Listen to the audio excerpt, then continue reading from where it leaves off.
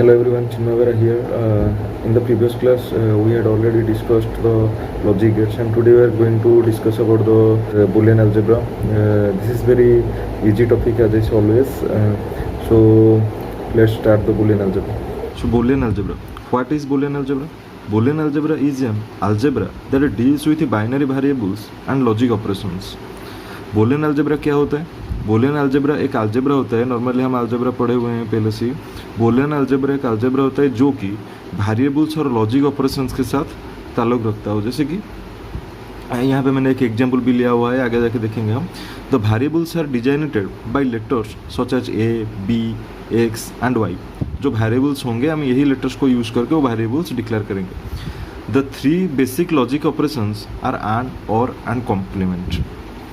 अगर आप एंड और कॉम्प्लीमेंट नहीं जानते हैं, पहली बार इस चैनल पर आए हैं, तो मैंने प्रीवियसली इस लॉजिक गेट्स के बारे में डिस्कस कर चुका हूँ. तो लिंक अभी मैं डिस्क्रिप्शन में डाल दूँगा, तो आप प्रीवियस जो वीडियोस हैं उसे देखिए ताकि ये सारे कॉन्सेप्ट आपको क्लियर हो जाए और बहुत आसानी से समझ में आ जाए.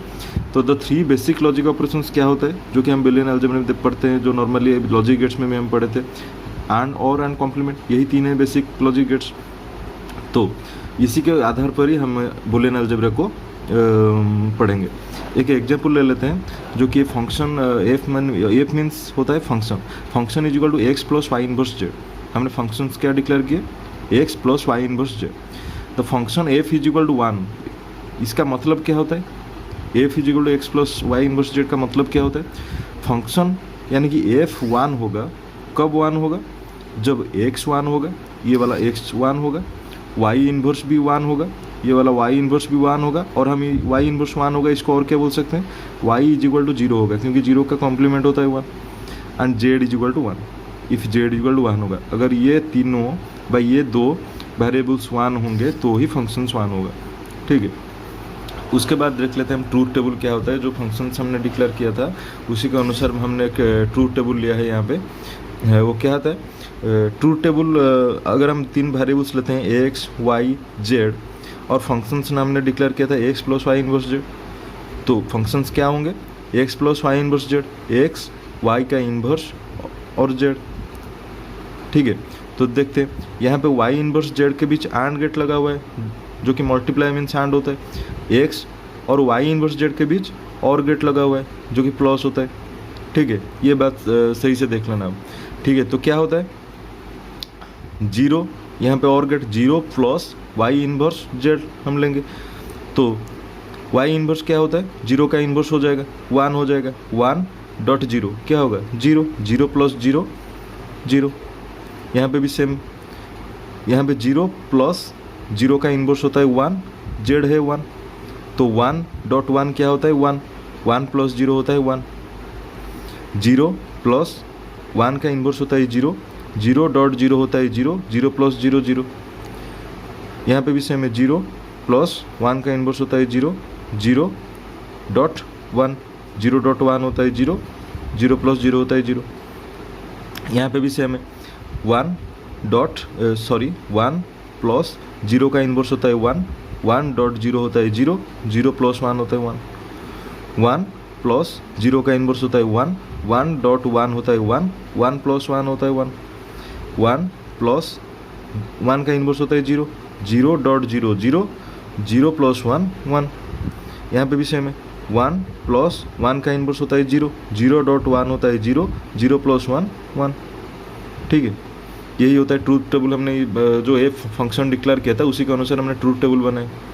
उसके बाद आता है लॉजिक डायग्राम. जो हमने ट्रूथ टेबल वहाँ पे डिस्कस किया था उसी के अनुसार हमने एक लॉजिक डायग्राम भी तैयार किया है. जो function F is equal to X plus Y inverse Z हमने लिया था.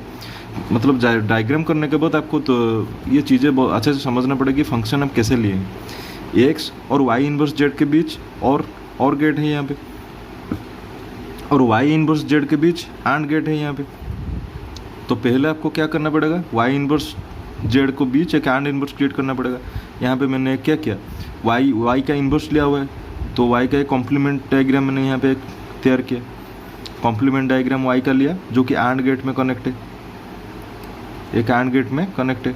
और जेड यहाँ पे आके डायरेक्टली कनेक्ट होता है एंड गेट में, क्योंकि वाई का इन्वर्स के साथ जेड का एंड गेट है. ठीक है. और x क्या करता है, यहाँ पे x क्या करता है, y इनवर्स z, ये होल y इनवर्स z के साथ x क्या करता है, और गेट में कनेक्ट है, ठीक है, और गेट में। तो यहाँ पे मैंने एक और गेट तैयार किया, और गेट तैयार किया, और y इनवर्स z ये रहा, ये होल है y इनवर्स z, और ये है x और y इनवर्स z। ये सही डायग्राम तैयार है। उसके बाद फंक्शन निकलेगा आउटपुट में, ठीक है। और उसके बाद होता है बुलियन एक्सप्रेशंस। ये बहुत इंपॉर्टेंट चीज़ें होते हैं, बुलियन एक्सप्रेशंस आपको याद रखना पड़ेगा।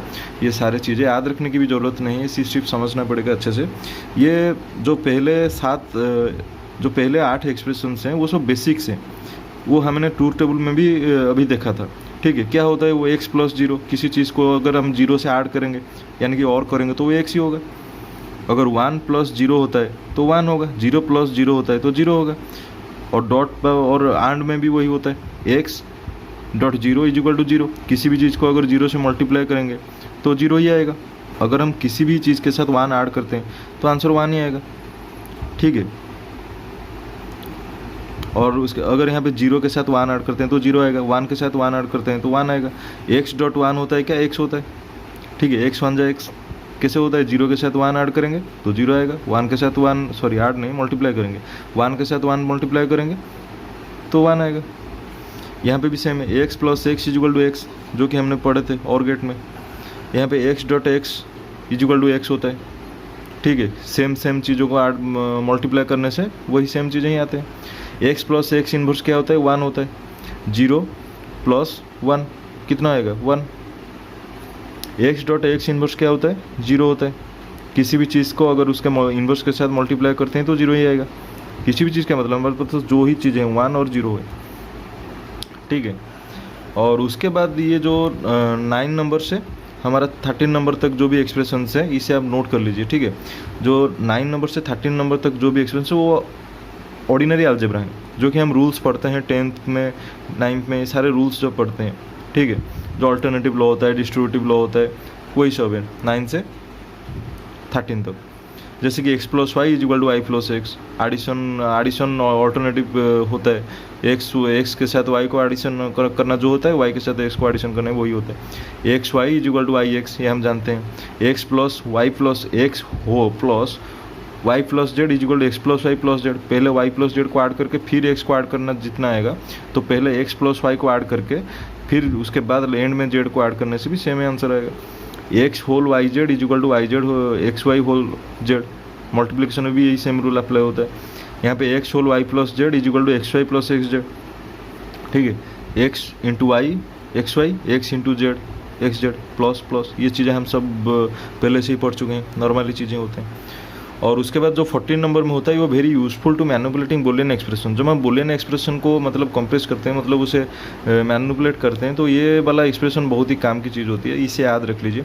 x + yx = x + y whole into x + z, x + yx = x + y whole into x + z। ये सारे चीज़ें आपको याद रखना पड़ेगा, क्योंकि कब कहाँ पे अप्लाई होना है। अगर आप सारे एक्सप्रेशन याद रखे होंगे तो आपको मतलब आसानी से याद आ जाएगा। और उसके बाद ये एक 15 नंबर है जो कि डी मॉर्गन्स थ्योरम है, जो कि हम आगे जाकर पढ़ेंगे। डी मॉर्गन्स थ्योरम क्या होता है, x + y inverse = x inverse y inverse. x + y, यहाँ पे x और y का और गेट है, उसका इनवर्स क्या होगा, x और y, x इनका इनवर्स एंड y का इनवर्स होगा, ठीक है। x + y inverse = x inverse y inverse, x और y का इनवर्स। उसके बाद 16 नंबर में आता है, वो भी एक डी मॉर्गन्स थ्योरम होता है, x y का inverse = x inverse + y inverse. और 17 नंबर पे एक होता है, इसमें कि इनवर्स का इनवर्स x ही होगा, क्योंकि इनवर्स यहाँ पे कैंसिल हो जाएंगे। यहाँ पे हमने एक एग्जांपल देख लेते हैं। एक एग्जांपल जैसे कि मैंने लिया है, लेट ए Boolean expression ab' + c' d + ab' + c' d। यहाँ पे ये एक बुलियन एक्सप्रेशन है, इस एक्सप्रेशन को हम मैनिपुलेट करेंगे, सॉल्व करेंगे, किससे यूज़ करके, वही जो हमने एक्सप्रेशन लिखा था, बुलियन एक्सप्रेशन जो लिखे थे उसी को यूज़ करके हम इसे सॉल्व करेंगे। जैसे late ab' + c' d = x। हम क्या लिए, लेट ये जो ab' + c' d, यहाँ पे भी ab' + c' d, दोनों यहाँ पे सेम है, तो मैंने यहाँ पे इसको ले लिया x, ठीक है। लेट x, तो अगर मैंने ये सारे ab' और प्लस c' d को x ले लिया, तो फिर इस एक्सप्रेशन में x + x हो जाएगा, ये x + x हो जाएगा इसे। Then we can write the above expression as x + x। And we know X plus X from the basic relationship, जो हमने बेसिक एक्सप्रेशंस पढ़े प्रीवियस में। तो इसे हम एक्स प्लस एक्स लिख सकते हैं, और एक्स प्लस एक्स क्या होता है, एक्स ही होता है। यानी कि ये जो इतना बड़ा एक्सप्रेशन से बोलेन एक्सप्रेशन वो सिर्फ कितना हो गया, A B dash plus E dash D. ठीक है, यहाँ पे मैं इसे लिख सकता हूँ, इसका आंसर क्या होता है, यहाँ पे मैंने लिखा हुआ है, इसका आंसर क्या होगा, A B dash plus E dash D plus A B dash plus E dash D is equal to, मैं इसे क्या लिख सकता हूँ, A B dash plus E dash D, मतलब A B dash plus E dash D हो गया answer. बस इतना सा एक्सप्रेशन था। ठीक है, तो नेक्स्ट क्लास में हम पढ़ेंगे डी मॉर्गन्स थ्योरम क्या होता है। ठीक है, अगर आपको पसंद आता है तो हमारे वीडियोस तो आप लाइक कीजिए, सब्सक्राइब कीजिए, और जो भी अपने दोस्त हैं उनमें से शेयर कीजिए। और ये सारी चीज़ें हमारे यूजीसी नेट के लिए भी यूज़फुल होते हैं। मैं उसी के सिलेबस पे ये सारी चीज़ें आपको यहाँ पे पढ़ा रहा हूँ। ठीक है, तो डू लाइक एंड सब्सक्राइब।